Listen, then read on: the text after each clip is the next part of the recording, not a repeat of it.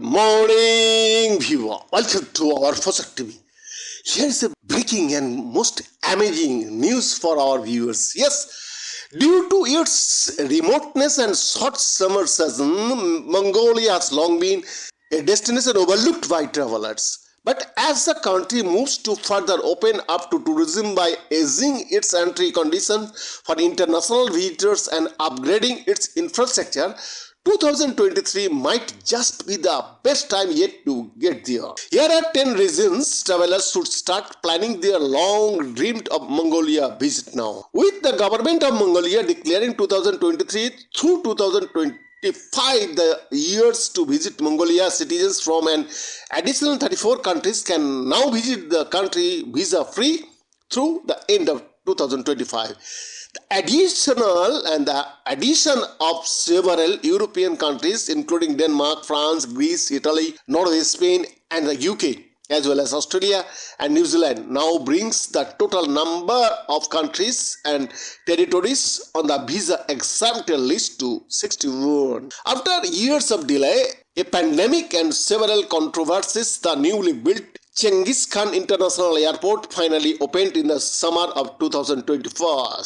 With the ability to handle approximately 3 million passengers a year, double that of the old airport, the addition of 500 new aircraft, parking spaces and the infrastructure to support an increase in domestic as well as budget flights, the airport is a welcome addition to the country's efforts to grow tourism. Budget flights to Hong Kong from Chinese Airways have been relaunched since the airport's opening, and talks to resume direct flights to the United States are reportedly underway. The recently opened Genghis Khan Museum offers a beautiful fresh look at Mongolia's tumultuous history.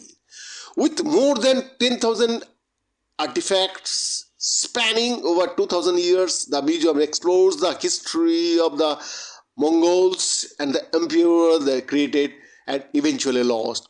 The museum's artifacts are presented over 8 floors with 6 permanent and 2 temporary exhibition halls. Guided tours are offered in English every Saturday and Sunday from 10 a.m. to 4 p.m. free of charge. When most people think of Mongolia, music festivals and conservation-focused art installation in the heart of one of the world's largest deserts are the last things to come to mind. But that's all changing thanks to festivals like Playtime, Spirit of Gobi, Intro Electronic Music Festival and the Karakoram 360 visual art and music experience, placing international bands, DJs and musicians from around the world alongside Mongolia's eclectic mix of rappers, bands and folk singers. The country just might be one of the world's most underrated places for festival lovers.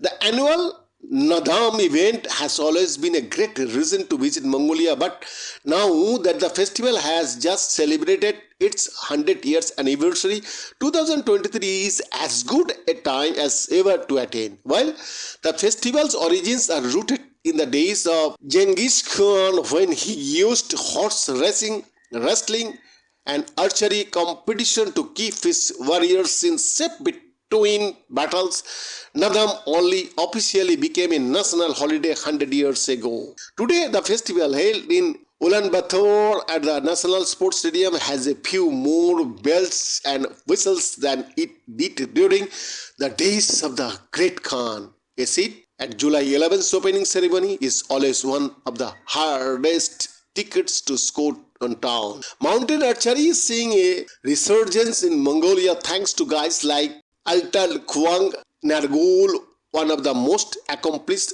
archers in the sport, and his archery academy Namna.